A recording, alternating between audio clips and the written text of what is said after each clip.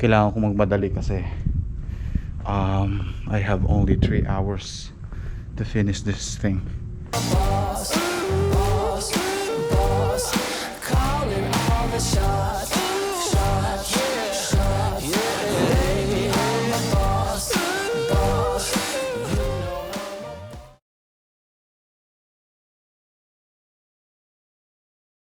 So, nandito na ulit tayo sa sa lugar kung saan tayo gagawa ng ng bulaklak. Oops.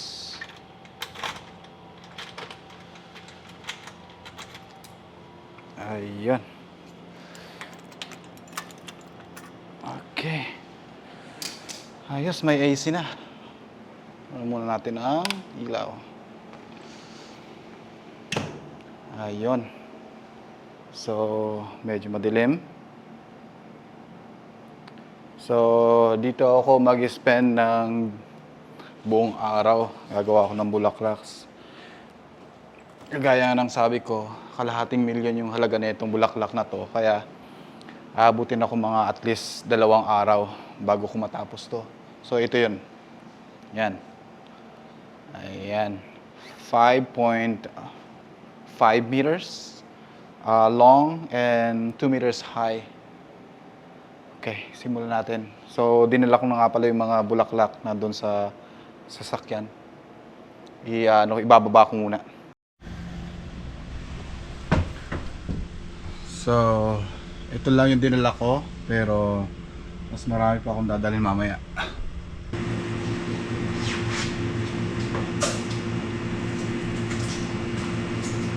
So, yeah. Siguro mga ilang box ang magagamit ko. Siguro mga mga 4 siguro. So, yeah. Mga 200 pieces magagastos ko nito. Hindi ko lang kung magkano to pero sa pagkakalam ko, 50 pesos isang piraso.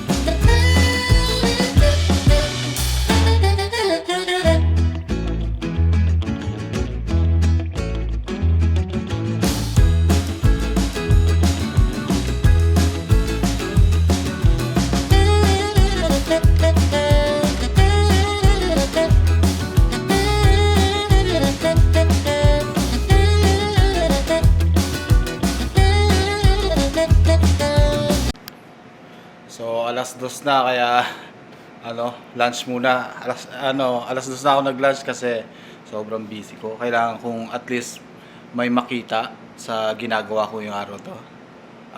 Napakahirap talaga kasi first time kong gumawa ng ganito. Tsaka yung bulaklak na gamit ko ngayon hindi maganda. Kaya yun yung problema ko. Hindi ko makuha yung magandang linya. So, ayan kung makikita nyo. Ano yung bulaklak. So, medyo may na siya, may hugis na siya.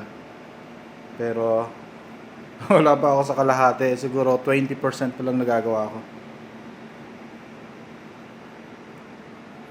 So, dinala ako ng kasama ko ng pagkain. Ayan. Nakakain na ako. Kailangan kumain kasi kailangan mo ng energy. Tsaka kapag gutom ka kasi, hindi nagpapunction ng maayos yung utak. Yeah. Ang problema ko ngayon kasi wala akong gaanong oras kasi kailangan kong sundin yung mga chikiting ko sa high school. Yeah. So siguro bukas ko na naman ulit ito ipagpapatuloy yung trabaho. Pagkatapos kong kumain, I don't know, maybe pwede pa akong gumawa at least mga 30 minutes. Day 3 of my project. Sana natin ang ating... Oh, pag ganun pala.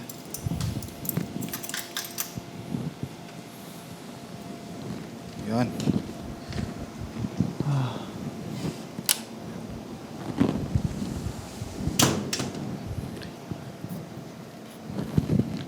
Day 3. Simulan natin ang ating kalbaryo ngayon. Sana at least mga 80% or 90% matapos ko tong bulaklak na to para bukas parang retouching na lang. Okay, so ang gagawin ko ngayon, bibigyan ko muna sila ng tubig kasi mukhang dry na yung mga to. Hindi ko nalagyan ng tubig kahapon kasi wala na akong oras. Okay, simulan na.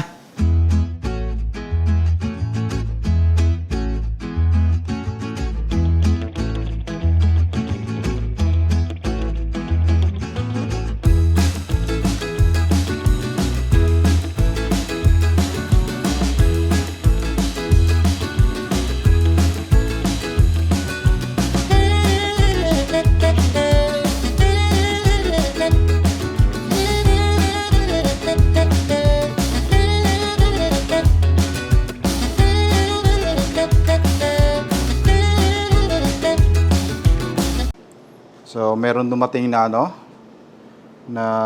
ang tawag dito sa atin, orchids. Malalaking orchids. So, isasama namin ito dun sa sa design. Pag dinagay namin dun sa pinaka-final destination niya. So, 6 na piraso. Hindi ko alam kung magkano to. Pero, ang tansya ko nasa 4,000 ang isa. Isang piraso, yung box na yan.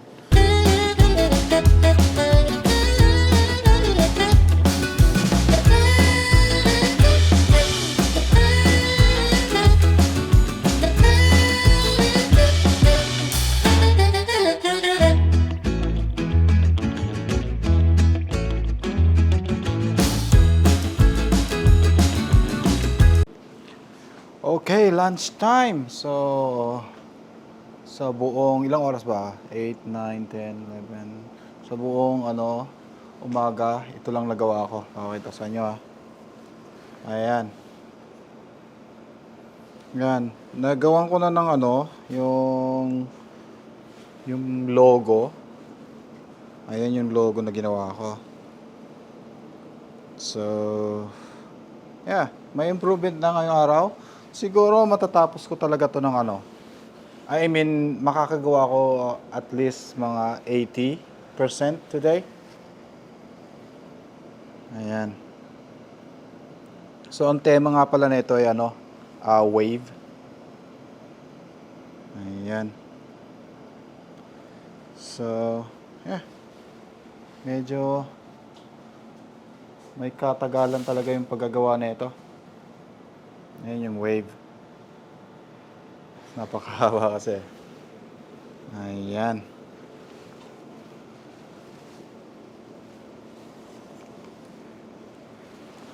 So, magla-lunch muna ako. Dinala ako ng kasama ko ng onigiri. Ito. Kasi yung namin ngayon, yung lunch namin doon sa sa isang building ay soba. So, mas pinili kong onigiri na lang kaysa sa magdala pa dito ng soba. Ayun. Kakain muna ako and then back to work again.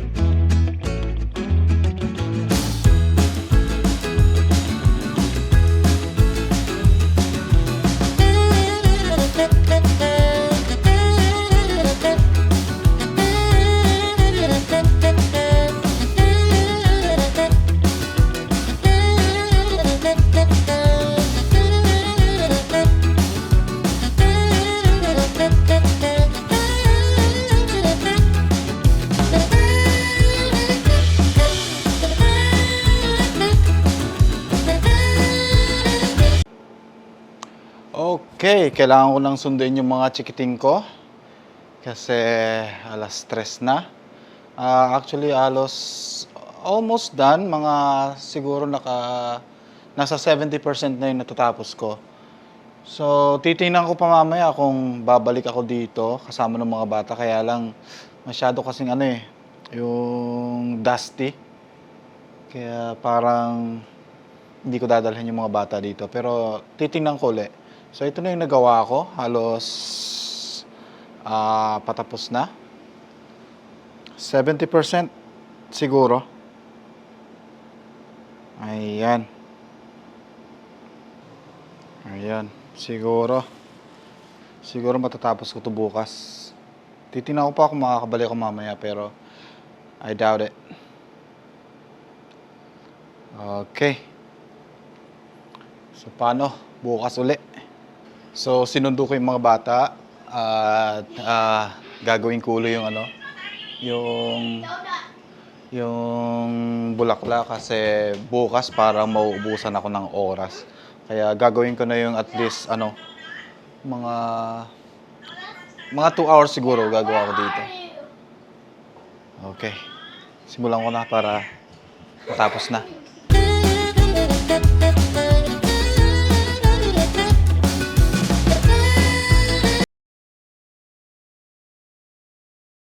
Papunta na tayo dun sa kung saan isi-set yung bulaklak. Hindi ako nakapag-video kasi ang lakas ng ulan. Wala akong oras. Ang dami namin naghakot ng bulaklak. Sobrang lakas, so wrong timing. So, yeah, pupunta tayo ngayon doon. And then isi-set ko kasi inahakot kasi namin, kaya sigurado madi-disalign yung mga design ko. Kaya kailangan kong i-check. So mga 5 o 6 na sasakyan siguro yung naghakot ng bulaklak. Ang dami. So sobrang lakas ng ulan ngayon. Ayan. So hindi pa ako tapos nung kanji. Kailangan kong tapusin yon ngayong gabi kasi bukas na to gagamitin. Ang problema, susunduin ko yung mag-ina ko dun sa airport. Kaya wala talaga akong oras. Siguro gagawin ko yun ngayong gabi. Pagkatapos ko, paggaling ko sa airport. Mga airport kasi mga 1.5 oras siguro ako abutin. Papunta doon, tapos pabalik. Mga 1 oras siguro, 1.5 oras. I don't know, depende sa traffic. Friday pa naman ngayon, kaya sigurado ma-traffic. So here's the flower, almost half of it. So not finished yet because we need to put something. So nandito na tayo.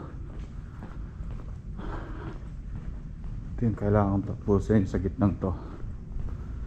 See, wala pang kalaman-laman. So yun yung gagawin ko ngayon. Kailangan ko magmadali kasi I have only 3 hours to finish this thing. Okay.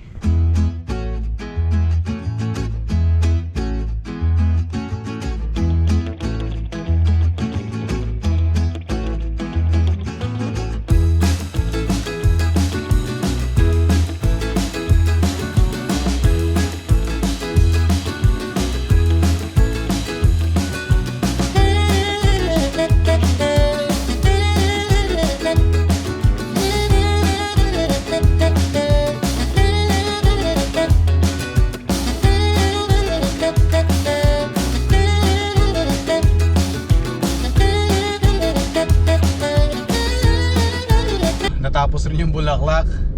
Sobrang kahulsa ako sa oras. Anong oras na ba? It's 12 o'clock. So yung yung mga relatives nung namatay nandun na. So yeah. But yeah. Thank you for watching, guys. This is Pinoy photographer JB, and I hope to see you in my next flower making adventure. See ya.